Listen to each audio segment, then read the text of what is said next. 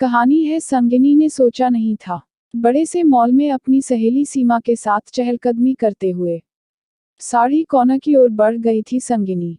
Showcase में काले रंग की एक साड़ी ने उसका ध्यान आकर्षित किया, पर सेल्स गर्ल की ओर पलटते ही वह कुछ यूं चौंकी मानो सांप पर पांव पड़ गया हो। अरे मयूरी, तुम यहाँ? उसके मुंह से अनायास ही निकला था। जी हाँ, मैं यहाँ। कहिए किस तरह की साड़ी आपको दिखाऊं, या फिर ड्रेस मटेरियल? सेल्स गर्ल ने मीठे स्वर में पूछा था। नहीं, कुछ नहीं चाहिए मुझे, मैं तो यूं ही देख रही थी। संगिनी के मुख से इतना भी किसी प्रकार निकला था। मयूरी कुछ बोलती उससे पहले ही संगिनी बोल पड़ी। मयूरी, क्या मैं तुमसे कुछ देर के लिए बातें कर सकती हूँ? क्षमा कीजिए मैम, हमें काम के समय व्यक्तिगत कारणों से अपना स्थान छोड़ने की अनुमति नहीं है। आशा है आप इसे अन्यथा नहीं लेंगी, मयूरी ने धीमे स्वर में उत्तर दिया था और अपने कार्य में व्यस्त हो गई थी। क्या हुआ? इस तरह प्रस्तर मूर्ति बनी क्यों खड़ी हो? चलो जल्दी से भोजन करके चलते हैं, लंच टाइम समाप्त होने वाला है। सीमा ने उसे झकझोर ही दिया था और मॉल की 5वीं मंजिल पर स्थित रेस्तरां की ओर खींच ले गई थी। क्या लोगी? मैं तो अपने लिए कुछ चाइनीज मंगवा रही हूँ। सीमा ने संगिनी पर सरसरी निगाह दौड़ाई थी। मेरे लिए एक प्याली कॉफी मंगवा लो और कुछ खाने का मन नहीं है, संगिनी रुंधे गले से बोली थी। बात क्या है? कैंटीन में खाने का तुम्हारा मन नहीं था, इसीलिए तो हम यहाँ तक आए। फिर अचानक तुम्हें क्या हो गया? सीमा अनमने स्वर में बोली थी। साड़ी कॉर्नर के काउंटर पर खड़ी सेल्स गर्ल को ध्यान से देखा तुमने? नहीं, मैंने तो उस पर ध्यान नहीं दिया। मैं दुपट्टा खरीदने लगी थी, पर तुमने तो उससे बात भी की थी और उसे ध्यान से देखा भी था। ठीक कह रही हो तुम, मेरे मन मस्तिष्क पर इतनी देर से वही छाई हुई है। पता है कौन है वह? नहीं तो, वह मेरी ननंद मयूरी है। सीमा, क्या कह रही हो? वह यहाँ क्या कर रही है? साड़ियों के काउंटर पर साड़ियाँ बेच रही है, और क्या करेगी? पर क्यों? यही तो जानना चाहती थी मैं, पर उसने तो बात तक नहीं की। बात नहीं की तो तुम उसे गोली मारो। क्यों अपनी जान हल्कान कर रही हो? वैसे भी तुम तो उस घर को 3 वर्ष पहले ही छोड़ चुकी हो। जब प्रतीक ही नहीं रहा तो तुम्हारा संपर्क सूत्र तो यूं भी टूट चुका है, सीमा ने समझाया था। संपर्क सूत्र तोड़ना क्या इतना सरल होता है सीमा? उस समय प्रतीक का संबल छूट जाने पर मैं कुछ भी सोचने समझने की स्थिति में नहीं थी। माता पिता, भाई भाभी ने विश्वास दिलाया कि वे मेरे सच्चे हितैषी है, और मैं अपनी ससुराल छोड़कर उनके साथ चली आई थी। उन्हें यह डर सता रहा था कि प्रतीक के बीमे और मुआवजे आदि के रूप में जो 20 लाख रुपए मिले थे, उन्हें कहीं मेरे ससुराल वाले न हथिया लें। उनका डर निर्मूल भी तो नहीं था संगिनी। पता नहीं सीमा, पर मेरे और प्रतीक के विवाह को मात्र 3 वर्ष हुए थे। परिवार का बड़ा कमाऊ पुत्र हादसे का शिकार हुआ था। उन पर तो दुखों का पहाड़ टूटा था। मैं स्वयं भी विक्षिप्त सी अपनी 2 वर्ष की बेटी को सीने से चिपकाए वास्तविकता को स्वीकार करने का प्रयत्न कर रही थी। ऐसे में मेरे परिवार ने क्या किया जानती हो? क्या? मेरे दहेज की एक एक वस्तु वापस मांग ली थी उन्होंने। मेरी सास ने विवाह में उन्हें दी गई छोटी मोटी भेंट भी लौटा दी थी। सिसकते हुए कहने लगी, मेरा बेटा ही चला गया तो इन व्यर्थ की वस्तुओं को रख कर क्या करूंगी? पर जब मैं अपनी बेटी तानिया को उठाकर चलने लगी, तो वे तथा परिवार के अन्य सदस्य फफक उठे थे। मत जाओ संगिनी, और तुम जाना ही चाहती हो तो तानिया को यहीं छोड़ जाओ। प्रतीक की एकमात्र निशानी है वह, हम पाल लेंगे उसे। वैसे भी वह तुम्हारे भविष्य में बाधक बनेगी। तो तुमने क्या उत्तर दिया था संगिनी? मैं कुछ कह पाती उससे पहले ही बड़ी भाभी ने झपट कर तानिया को मेरी गोद से छीन लिया था और टैक्सी में जा बैठी थी। मैं निशब्द चित्रलिखित सी उनके पीछे खींची चली गई थी। जो हुआ उसे दुखद सपना समझकर भूल जाओ संगिनी। उन दुख भरी यादों को याद करोगी तो जीना दूभर हो जाएगा, सीमा ने सांत्वना दी थी। जीना तो वैसे ही दूभर हो गया है। तब मैं कहाँ जानती थी कि धन के लालच में ही मेरा परिवार मुझे ले आया था। छोटे भाई साहिल ने कार खरीदी तो मुझसे 2 लाख रुपए उधार लिए थे।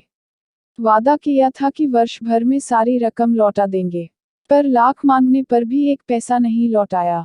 अब तो मांगने का साहस भी नहीं होता। साहिल उस प्रसंग के आते ही आग बबूला हो उठता है।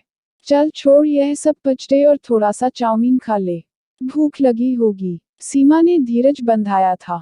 मैं लाख भूलने की कोशिश करूं पर मेरे घर के लोग भूलने कहाँ देते हैं। अब बड़े भैया को फ्लैट खरीदना है। प्रारंभिक भुगतान के लिए 10 लाख मांग रहे हैं। मैंने कहा कि सारी रकम तानिया के लिए स्थायी जमा योजना में डाल दी है तो कहने लगे, खैरात नहीं मांग रहे हैं, बैंक से ज्यादा ब्याज ले लेना। ऐसी भूल मत करना। तुम्हें अपने लिए भी तो कुछ चाहिए या नहीं?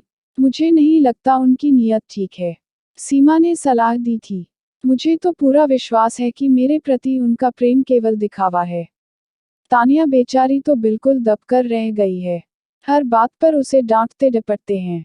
मैं बीच में कुछ बोलती हूँ तो कहते हैं कि तुम तानिया को बिगाड़ रही हो। तुम्हारे माता पिता कुछ नहीं कहते? नहीं, वे तो अपने बेटों का ही पक्ष लेते हैं। जब से मैंने बड़े भैया को फ्लैट के लिए 10 लाख देने से मना किया है, माँ मुझसे बात तक नहीं करती। संगिनी के नेत्र डबडबा गए थे। क्यों अपने को दुखी करती है संगिनी? अलग फ्लैट क्यों नहीं ले लेती? मैंने तो पहले भी तुझे समझाया था। क्या नहीं है तेरे पास?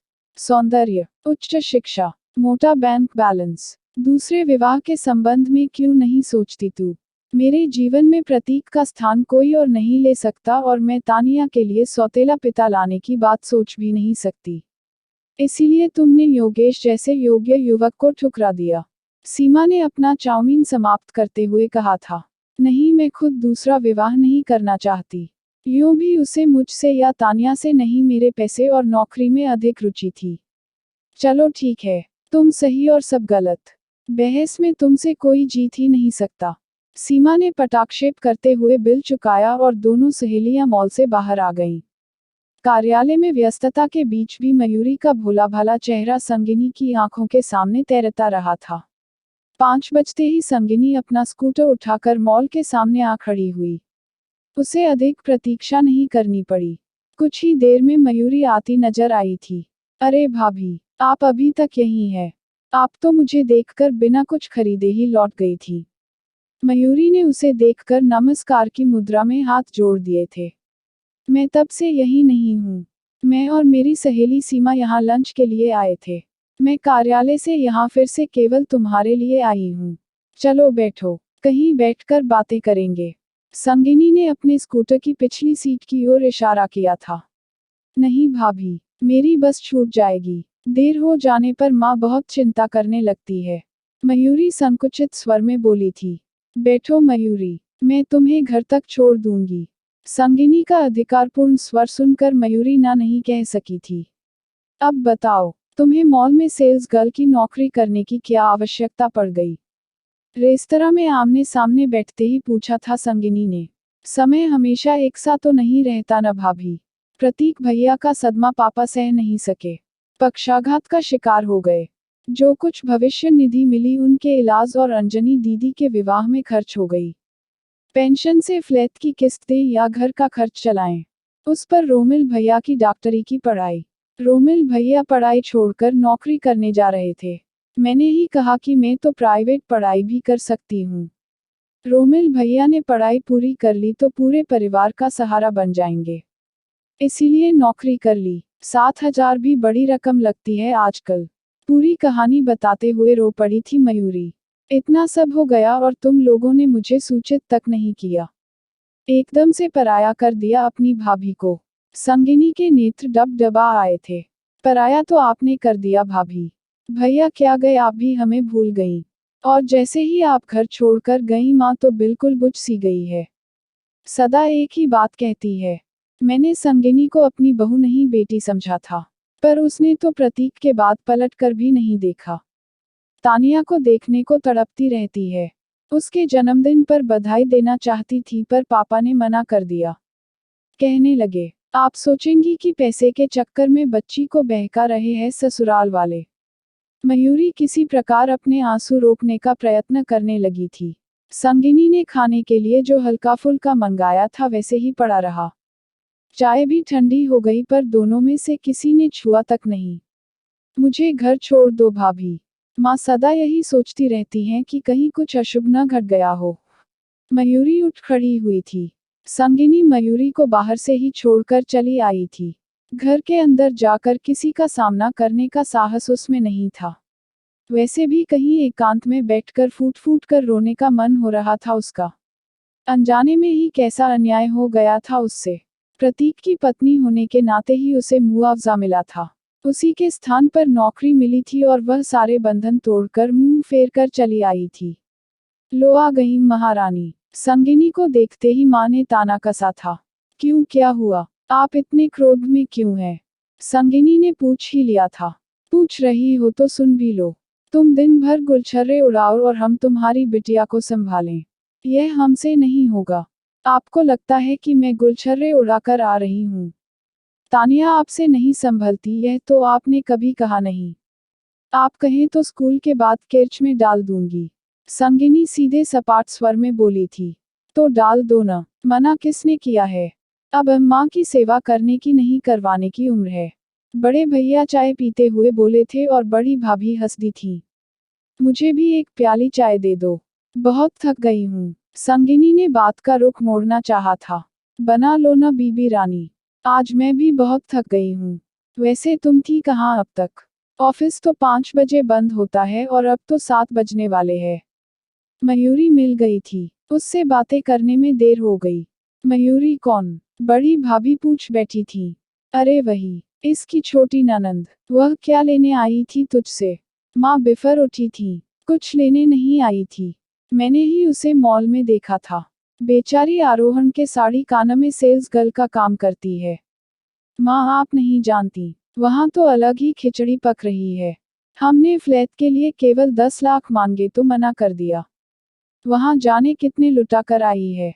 अब बड़े भैया भी क्रोध में आ गए थे। ठीक है, मेरा पैसा है, जैसे और जहाँ चाहूंगी खर्च करूंगी।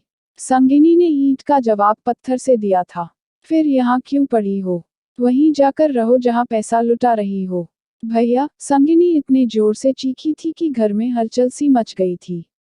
चीखो चिल्लाओ मत, माना कि तुम बहुत धनी हो, पर घर में रहना है तो नियम कायदे से रहना होगा, नहीं तो जहां सींग समाए वहां जाने को स्वतंत्र हो तुम। बड़े भैया अपना निर्णय सुनाकर भीतर अपने कमरे में चले गए। संगिनी पत्थर की मूर्ति बनी वहीं बैठी रही थी।